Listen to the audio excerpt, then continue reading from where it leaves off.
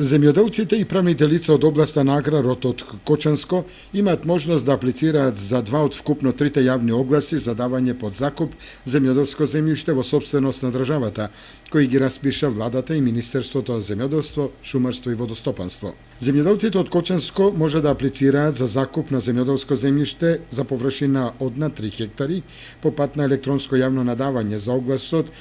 за кој во Кочанско се нудат 25 хектари.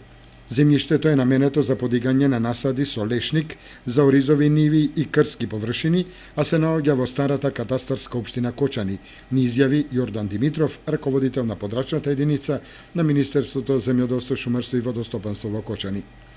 Интересот на земјоделците и правните лица од Кочанско за добивање под закуп на понудените 25 хектари земјоделско земјиште е мошне голем, првенствено за подигање на насади од лешници и за оризови површини.